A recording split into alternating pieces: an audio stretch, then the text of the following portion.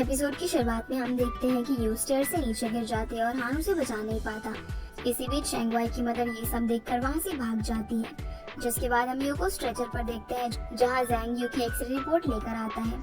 जैंग को देखकर हान कहता है कि डॉक्टर चेंज करना होगा, पर यू उसे यकीन दिलाती है कि जैंग एक अच्छा डॉक्टर है। अब जैंग यू के पैरों का ट्रीटमेंट करता है, जिस दौरान वो उसे सॉरी बोलता है क्योंकि उसने यू को चीट किया था। पर यू कहती है कि अब सॉरी बोलने से कोई फायदा नहीं है और तुम्हें मेरी केयर करने की भी ज्यादा जरूरत नहीं है।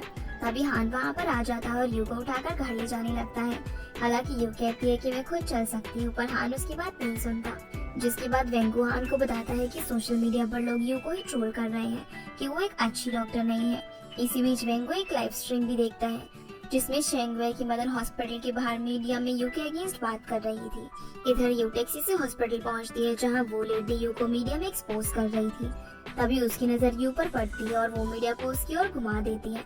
अब इससे पहले मीडिया यू से सवाल जवाब करती तभी फांग वहाँ पर पहुंच जाता है और यू की फेस को कवर करके यहाँ से ले जाता है। जिसके बाद ये चारों घर पर वो लाइव स्ट्रीम देख रहे थे। इस बीच फांग कहता है कि तुम कुछ दिनों तक अकेले बाहर मत निकलना और अगर तुम्हें कहीं पर जाना हो तो तुम मेरे साथ चलना। ये सुनकर ये फांग के पैर पर हाथ रखती है और उसकी बात का रिप्लाई करने ही वाली थी। तभी बाओ उसका हाथ उसके पैर से हटाता है और इन दोनों के बीच बैठ जाता है, यानी कि वो भी अपनी मदर को दूसरे पर्सन के साथ फ्रैंक होते हुए नहीं देख सकता। दूसरी तरफ हान एक मीटिंग कर रहा था, लेकिन उसका ध्यान कहीं और ही था। फिर वो इस मीटिंग और बाद में होने वाली सारी मीटिंग्स को कैंसिल करके वहाँ से चला जाता है। अगले सीन में हम हान को हॉस्पिटल में देखते हैं जो कि किन और जियांग से मिलने के लिए आया हुआ था, क्योंकि उसे पता चल गया था कि किन ने ही शेंगवाई की मदर को यू के अगेंस्ट भड़काया था।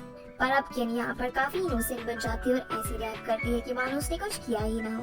तब जियांग भी उसके फेवर में बात करता है, पर हान उसे चुप कर देता है और किन को कहता है कि वो लेडी यू की पेशेंट थी, इसीलिए तुम्हें उन दोनों के बीच में आने की जरूरत नहीं थी और तुम होती कौन हो यू की क्वालिफिकेशन को जज करने वाली। इसीलिए अब रिजल्ट कुछ भी हो पर तुम्हें अपने किए की सजा जरूर मिलेगी। जिसके बाद हान यू के घर जाता है, जिसे देखकर यू उसे कहते हैं कि तुम वापस चली जाओ क्योंकि मुझे अभी रेस्ट करना है। ये सुनते ही हान उसके करीब आता है और उसे घर चलने के लिए कहता है, लेकिन यू उसे मना कर देती है। इसी बीच हान उसकी किचन की हालत देखता है और उस पर चिल्लाने लगता है क्योंकि यू ने साफ सफाई नहीं की थी और उसने खाने पीने का सारा सामान भी खुला छोड़ रखा था। वो यू को अच्छा खासा लेक्चर सुना देता है। साथ ही साथ वो ये भी कहता है कि मैं बाओ को यहाँ पर नहीं रहने दे सकता और अगर तुमने फोर्सफुली उससे अपने पास रखने की कोशिश की तो मैं तुम्हारे ऊपर केस कर दूंगा। पर यू उसकी एक नहीं सुनती और अपने रूम में जाने लगती है। पर हान भी उसे लिए बगैर यहाँ से जाने वाला नहीं था। अब फाइनली वो उसे किसी तरीके से अपने घर ले जाता है और उसे एक एग्रीमेंट पर साइन करने के लिए कहता है, जिसमें उसने यू की सैलरी को लेकर कुछ रूल्स लिखे हुए थे।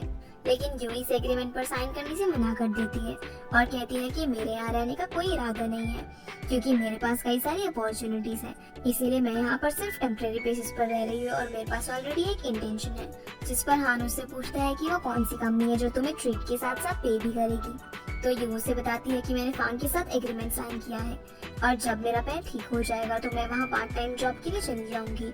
यही नहीं, अब ये तुम्हारी परफॉर्मेंस पर भी डिपेंड करेगा कि मैं यहाँ पर कितने दिन रुकूंगी और वैसे अगर मैं यहाँ से चली गई तो बाओ का क्या होगा।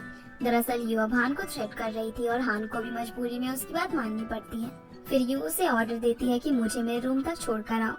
हालांकि हान उसे कहता है कि मैं कल तुम्हारे लिए इलेक्ट्रिक व्हीलचेयर मंगवा दूंगा, लेकिन यू इसके लिए मना कर देती है। फिर हान उसे उसके रूम तक छोड़ने जाता है, जिसके बाद हान वेंगू से मिलता है और उसे सारी बातें बताता है। तो वेंगू उसे एडवाइस देता है कि तुम्हें यू के लिए ओबीडिएंट बनना होगा और उसकी हर बात माननी होगी, तभी वो तुमसे इम्प्रेस हो पाएगी। अगले दिन ऑफिस में रो को पता चलता है कि वेंगू की सारी सेक्रेटरीज को एक बार फिर से फायर कर दिया गया है, लेकिन इस बार उन्हें वैंग ने खुद फायर किया था। भाई हान अपने ऑफिस में होता है जहाँ उसके पास यू का मैसेज आता है जो कि उसे शॉपिंग के लिए सुपरमार्केट बुला रही थी, इसीलिए हान को अपना काम छोड़कर जाना पड़ता है। अब सुपरमार्केट में सारा सामान यू अपने अकॉर्डिंग खरीद रही थी और साथ ही साथ वो कई सारे स्नैक्स भी उठा लेती है। हान ये सब देख रहा था, पर इस बार वो यू को स्नैक्स लेने से मना नहीं करता। फिर रात को ये तीनों मिलकर खाना खा रहे थे, जिस दौरान हान यू की कुकीज स्किल्स को लेकर उसे लेक्चर देने लगता है। साथ ही साथ वो उसे स्पाइसी खाना खाने से भी मना करता है। अब खाना खाने के बाद यू कुछ ढूंढ रही थी, जिस दौरान उसकी नजर टेबल की ड्रॉअर पर पड़ती है जिसके अंदर काफी सारी लड़कियों की फोटोज थी। और सारी ही फोटोज लड़कियों की बैक साइड से ली हुई थी, जो देखकर यू शॉक हो जाती है और उसे लगता है कि शायद हान का दूसरी लड़कियों के साथ अफेयर चल रहा है। खैर आगे जब ये वॉशरूम में होती है तो वो अपने बालों की वजह से बहुत परेशान थी, क्योंकि वो उन्हें वॉश नहीं कर पा रही थी। ये देखकर हान उसकी हेल्प करता है और उसकी हेयर वॉश करा देता है, जिसके बाद हान उसी ड्रॉअर के पास आता है और एक स्केच को देखने लगता है। दरअसल ये स्केच उसी लड़की का था जिसे उसने अपने एक्सीडेंट की रात पीछे से देखा था, और उसी लड़की को ढूंढने की कोशिश में हान ने इतनी सारी लड़कियों की बैक फोटोज रखी हुई थी। अगले दिन जब हान कंपनी में जा रहा था तो जाने से पहले बा उसे यू को किस करने के लिए कहता है। साथ ही साथ वो उसे अपने फादर यानी कि हान के ब्रदर और उसकी वाइफ की फोटो भी दिखाता है। अब जैसे ही हान यू के पास आता है तो वो पैनिक हो जाती है, पर हान उसकी नेक पर किस करता है और साथ ही उसे बताता है कि मेरे ड्राइवर के साथ यहाँ पर एक लॉयर आएगा जो कि तुमसे कुछ सवाल करेगा। इतना बताकर हान यहाँ से चला जाता है। अगले सीन में वो लॉयर यू के पास आता है और उससे उस लेडी के बारे में सवाल जवाब करने लगता है। दरअसल हान ने शेंगवाई की मदद पर केस कर दिया था, लेकिन यू इस झमेले में नहीं पड़ना चाहती थी, इसलिए वो लॉयर के सवाल का जवाब नहीं देती और उन्हें वहाँ से भेज देती है। जिसके बाद यू हान के पास जाती है और उसे कहती है कि तुमने उस लेडी पर केस क्यों किया। तो हान कहता है कि उसने तुम्हारे रेपुटेशन की इंसल्ट की और तुम्हें इंजर्ड भी किया, इसीलिए उसे इसकी सजा जरूर मिलनी चाहिए। लेकिन ये उसे केस करने से मना करती है और कहती है कि जो हो गया सो हो गया, मैं अब केस के चक्कर में नहीं पड़ना चाहती, और वैसे भी वो एक डिवोर्स लेडी है और एक साइकोलॉजिस्ट होने के नाते मैं उसका स्ट्रेस समझ सकती हूँ, इसलिए ये सब करके हमें कुछ भी हासिल नहीं होगा, बल्कि इससे तुम्हारे प्रोसिक्यूशन पर इफेक्ट पड़ेगा। अब यू हान को बहुत समझाने की कोशिश करती है, लेकिन वो उसकी एक नहीं सुनता, जो देखकर यू गुस्से में वहाँ से जाने लगती है, पर तभी उसका पैर स्लिप हो जाता है और वो वहीं पर गिर जाती है। फिर हान उसकी हेल्प करता है और उसे अपनी चेयर पर बिठाकर वहाँ से ले जाता है। जिसके बाद यू घर में आकर भी कई बार हान को केस ड्रॉप करने के लिए कहती है, लेकिन हान उसे साफ मना कर देता है। अगले सीन में हान स्विमिंग करने आता है तो ये उसकी कई सारी फोटोज ले लेती है, पर हान उसे नोटिस कर लेता है तो वो उससे पूछता है कि तुम क्या कर रही हो, जिस पर यू कहती है कि मैंने तुम्हारी न्यूड फोटोज ले ली है और मैं ही नई लड़कियों के पास सेंड करने वाली हूँ। ये सुनते ही हान उसके पास आता है और उसके हाथ से फोन छीनकर उन पिक्स को डिलीट कर देता है, और जब वो उसे रोकने की कोशिश करती है तो वो अनबैलेंस्ड होकर उसके ऊपर ही गिर जाती है। तब हान उसे अपने ऊपर से उठने के लिए कहता है, पर यू कहती है कि मैं तभी तुम्हारे ऊपर से उठूंगी जब तुम केस ड्रॉप करने के लिए एग्री हो जाओगे। फिर दोनों फाइट करने लगते हैं। तभी वहाँ पर सिक्योरिटी गार्ड आ जाता है, जो कि इन दोनों को इस कंडीशन में देखकर एम्बैरेस फील करता है और अपना फेस छुपाते हुए उसे बताता है कि शेंगवाई की मदर आपसे मिलना चाहती है। फिर वो शेंगवाई की मदर से बात करता है और वो हान से इसीलिए मिलने आई थी क्योंकि वो उस पर केस कर रहा था। तो हान उसे बताता है कि मैंने केस ड्रॉप कर दिया है और मुझे यू नहीं ऐसा करने के लिए कहा था। साथ ही साथ वो ये भी बताता है कि अगले 10 दिनों के अंदर हैशु चैरिटी फाउंडेशन शेंगवाई को एजुकेशन और ट्रीटमेंट प्रोवाइड करेगा। जो सुनकर शेंगवाई की मदर काफी रिग्रेट फील करती है, क्योंकि उसे लगता था कि यू एक अच्छी डॉक्टर नहीं है, पर इतना कुछ होने के बाद भी यू ने उसे माफ कर दिया था। साथ ही साथ हान ने डोनेशन भी दे रहा था। अब यू हान से काफी खुश होती है क्योंकि उसने केस ड्रॉप कर दिया था और वो उसे एज अ रिवॉर्ड एक योगर्ट देती है। तो हान कहता है कि मैंने वो केस इसलिए ड्रॉप किया क्योंकि मैं तुम पर ट्रस्ट करता हूँ। फिर वो उसे उसकी परफॉर्मेंस अप्रेजल देकर चला जाता है। इसी बीच यू को एक बुक के अंदर एक फोटो मिलती है जिसमें हान अपनी फैमिली के साथ मौजूद था, जिनमें से एक लड़की को देखकर यू को हान पर शक होता है और वो सोचती है कि ये जरूर उसकी गर्लफ्रेंड होगी। आगे हम देखते हैं कि हान को फीवर हो जाता है तो यू उसका काफी अच्छे से ख्याल रखती है, मानो कि वो उसकी रियल वाइफ हो। लेकिन इसी बीच यू का सीक्रेट भी रिवील हो जाता है। दरअसल यू का पैर बिल्कुल ठीक हो चुका था, लेकिन वो कई दिनों से हान के सामने ड्रामा कर रही थी। जिसके बाद वेंगू हान को कुछ और लड़कियों की बैग की फोटोज देता है, लेकिन हान इन सबको रिजेक्ट कर देता है। तब वेंगू कहता है कि तुम 5 साल से इसी लड़की को ढूंढने में लगे हो जिसे तुमने सिर्फ अपने सपने में देखा है, और क्या तुम श्योर हो कि वो लड़की इस वर्ल्ड में एग्जिस्ट करती है। लेकिन हान कहता है कि अगर तुम्हारा लेक्चर खत्म हो गया हो तो तुम जा सकते हो। इसके बाद यू फांग के प्राइमरी स्कूल में जॉब करने के लिए पहुंच जाती है, जहाँ जाकर उसे याद आता है कि कल रात जब वो हान के पास से वापस आ रही थी तो हान सपने में कह रहा था कि वापस आ जाओ, और जरूर वो सपने में उसी लड़की को बुला रहा होगा जिसे उसने उस फोटो के अंदर देखा था। इसके अगले दिन जब वेंगू की आँख खुलती है तो उसे पता चलता है कि अब रू उसकी असिस्टेंट बन गई है, लेकिन वो इस बात से बिल्कुल भी खुश नहीं होता। तभी रू उसे लेने के लिए उसके घर पहुंच जाती है, जहां हमें फ्लैशबैक सीन से पता चलता है कि चेयरमैन वेन ने जानबूझकर रू को वेंगू की असिस्टेंट बनाया था, क्योंकि उसने कई बार नोटिस किया था कि वेंगू रू की हर बात मानता है। हालांकि रू उसकी असिस्टेंट बनना नहीं चाहती थी, लेकिन चेयरमैन के कहने पर वो मना भी नहीं कर पाती। खैर आगे रू और यू ड्रिंक कर रहे थे, जिस दौरान यू रू को अपने फोन में उस लड़की की फोटो दिखाती है जो कि हान की फैमिली फोटो में मौजूद थी। यू उससे पूछती है कि तुम्हें क्या लगता है कि ये लड़की कौन होगी, तो रू को भी लगता है कि शायद ये हान की गर्लफ्रेंड हो सकती है, क्योंकि वो उसकी काफी क्लोज खड़ी हुई थी। जो सुनते ही यू उस लड़की और हान के रिलेशन के बारे में आर्ग्यूमेंट करने लगती है, तो रू उसे टीज करते हुए कहती है कि क्या तुम उस लड़की से जेलस फील करती हो, जिसके जवाब में यू नॉट इंटरेस्टेड कह देती है, लेकिन असल में वो काफी जेलस फील कर रही थी। अब उसकी क्यूरियोसिटी से तंग आकर रू उसे घर भेज देती है, लेकिन घर जाने पर भी रू उसे वॉइस मैसेज करती है और उस लड़की के बारे में बात करने लगती है। इसी बीच यू गलती से एक मैसेज हान के फोन पर भी सेंड कर देती है, और जब हान उसे सुनता है तो वो यू के रूम में आकर उस वॉइस मैसेज को प्ले करता है, जिसे सुनते ही यू लाइट्स ऑफ करके सोने का नाटक करती है। लेकिन हान उसके पास आता है और कहता है कि फोटो में तुमने जो देखा वो सच नहीं है, और क्या तुम सच में मेरे अफेयर के बारे में जानना चाहती हो। जो सुनते ही यू वापस से उठ जाती है और कहती है कि मेरा मतलब वो नहीं था, मैं तो बस तुम्हारा पास जानना चाहती थी ताकि मैं बाऊ की और अच्छे से हेल्प कर सकूं। फिर वो उसे कहता है कि तुम सिर्फ यहाँ पर बाऊ का ट्रीटमेंट करने के लिए आई हो, इसीलिए तुम्हें दूसरी चीजों के बजाय बाऊ पर ज्यादा ध्यान देना चाहिए। ये कहकर हान वहाँ से चला जाता है। अगले दिन यू हान से दोबारा से फान की प्राइमरी स्कूल के बारे में बात करती है और उसे ये भी बताती है कि कल उसकी स्कूल में ग्रुप एक्टिविटी होने वाली है, इसीलिए बाऊ को वहाँ पर जाना चाहिए ताकि वो न्यू फ्रेंड्स बना सके। अब फाइनली हान उसे वहाँ जाने की परमिशन दे देता है, जिसके बाद हान अपने ऑफिस में होता है जहाँ वो बाऊ की पिक देख रहा था। इसी बीच वो उस पिक को भी देखता है जो कि बाऊ ने यू और फान के साथ में कैप्चर की थी। जिसके बाद हम रू को एक रेस्टोरेंट में देखते हैं जिसे वेंगू ने डिनर पर बुलाया था। तभी वेंगू वायलिन बजाते हुए उसके पास आता है क्योंकि वो रू को इम्प्रेस करना चाहता था, और फिर ये दोनों खाना खाने लगते हैं। इसी बीच रू की नजर एक फोटोग्राफर पर पड़ती है जो कि इन दोनों की फोटोज ले रहा था। ये देखकर रू समझ जाती है कि इस फोटोग्राफर को वेंगू ने ही बुलाया है ताकि वेंगू अपने फादर को रू के साथ अपनी फोटोज दिखा सके, लेकिन वेंगू इस बात से एग्री नहीं करता और वो उसे कह देता है कि मैं तुमसे प्यार करता हूँ, पर रू को उसकी इस बात पर बिल्कुल भी भरोसा नहीं था। इसलिए वेंगू उसके साथ बेट लगाता है कि वो उसे पटा कर ही रहेगा। हालांकि रू उसे मना करती है, लेकिन फिर वेंगू उसे ब्लैकमेल करता है कि मैं अपने फादर को बता दूंगा कि उस रात क्लब में हमारे बीच क्या हुआ था।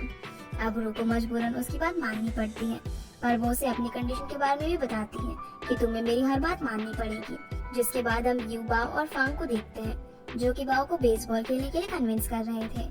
इधर हान भी इन तीनों को देख रहा था।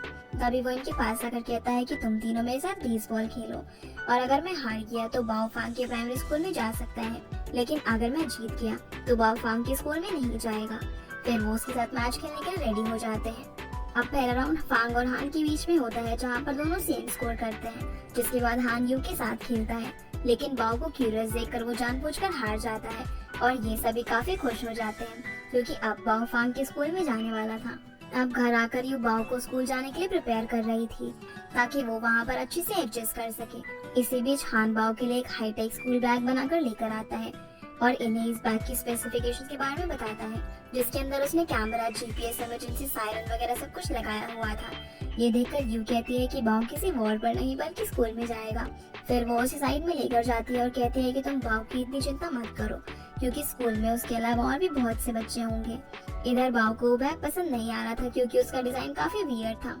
जिसके अगले दिन ये दोनों बाओ को स्कूल छोड़ने के लिए आते हैं जहाँ बाओ दूसरे बच्चों के पेरेंट्स को देखता है जो कि एक दूसरे को किस कर रहे थे। तभी एक लेडी इनके पास आती है और इन तीनों को भी एक दूसरे को किस करने के लिए कहती है। इसलिए बाओ यू को किस करता है और फिर यू हान को फेक किस करती है। जिसके बाद हान को बाओ को किस करनी थी, लेकिन वो इस सबसे फ्रस्ट्रेट होकर अपनी गाड़ी में चला जाता है। तभी फांग वहाँ पर आता है और यू को बाओ के साथ अंदर तक चलने के लिए कहता है। इसी बीच हान इनका ये ड्रामा देख रहा था। तभी वो अपनी सेक्रेटरी के पास कॉल करता है और उसे ऑर्डर देता है कि मेरी आज की मीटिंग सनशाइन प्राइमरी स्कूल के सामने मौजूद रेस्टोरेंट में अरेंज करो। अब अगले सीन में हम रेस्टोरेंट को देखते हैं जो कि काफी डर्टी था और यहाँ पर सभी लोग मीटिंग के लिए आए हुए थे, लेकिन हान तो दूरबीन से बाओ को देखने में लगा हुआ था क्योंकि वो अभी भी बाओ को लेकर काफी चिंता में था। इसी बीच उसकी नजर फांग और यू पर पड़ती है, जिन्हें एक साथ देखकर उसे काफी गुस्सा आता है और वो यू के पास कॉल करके उसे जल्द से जल्द घर आने के लिए कहता है। अब स्कूल खत्म होने के बाद यू पैनिक सिचुएशन में घर पहुंचती है और बाओ को उसके रूम में भेजकर हान को पूछती है कि क्या हुआ। तो हान कहता है कि कुछ नहीं, बस मुझे थोड़ी भूख लगी थी। ये सुनते ही यू को काफी गुस्सा आता है और वो उससे कहती है कि क्या इसलिए तुमने मुझे इतना अर्जेंटली बुलाया था।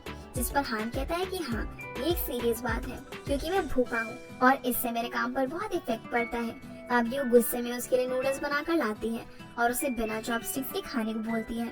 जो देखकर हान चॉपस्टिक्स लेने के बहाने उसके करीब आता है और वो उसे किस करने ही वाला था, पर तभी हान की आंटी वहाँ पर आ जाती है और हान अपनी आंटी को यू के बारे में बताता है कि ये मेरी वाइफ है। जिसके बाद आंटी हान के साथ यू के बैकग्राउंड को लेकर बात करती है, तो हान उसे बताता है कि उसके पेरेंट्स ऑर्डिनरी वर्कर्स हैं और यू एक चाइल्ड साइकोलॉजिस्ट है। दरअसल उसकी आंटी यू की लो प्रोफाइल को लेकर थोड़ी सी रूड थी, लेकिन हान यू की काफी तारीफ करता है। इसी बीच यू दरवाजे के पास खड़े होकर इनकी सारी बातें सुन रही थी और वो हान की मुंह से अपनी तारीफ सुनकर काफी खुश होती है और जो ड्रिंक वो आंटी के लिए लेकर जा रही थी उसे भी वो खुशी खुशी में अपने आप ही पी जाती है। जिसके बाद आंटी बाओ के पास जाती है और बातों ही बातों में वो उसे कहती है कि क्या मैं तुम्हारे और तुम्हारे फादर के लिए एक दूसरी मॉम ढूंढ दूं। जो सुनते ही बाओ से लिखकर कहता है कि मैं ऑलरेडी अपनी मॉम को ढूंढ चुका हूँ। जिसके बाद ये सभी डिनर करने के लिए बैठे होते हैं, लेकिन आंटी यू को देखकर बिल्कुल भी खुश नहीं थी और वो खाने के बीच में उठकर बाहर चली जाती है। अब हम देखते हैं कि आंटी गाड़ी के अंदर किसी से बात कर रही थी कि हान और यू की फेक मैरिज है, लेकिन हान को यू पर क्रश आने लगा है। तो वो पर्सन कहता है कि अब लिन का क्या होगा, जिस पर आंटी कहती है कि लिन की शादी हान के साथ होकर ही रहेगी। अगले सीन में हान आंटी को अपनी कंपनी के ब्रेसलेट्स के बारे में बताता है और साथ ही साथ ये दोनों कंपनी के एनिवर्सरी के बारे में भी बात करते हैं, जहाँ आंटी हान को कहती है कि तुम पिछले कई सालों से अकेले एनिवर्सरी कर रहे हो, तो क्या इस बार भी तुम वहाँ पर अकेले ही रहोगे। जिस पर हान कहता है कि नहीं, इस बार मेरी वाइफ भी एनिवर्सरी ज्वाइन करेगी।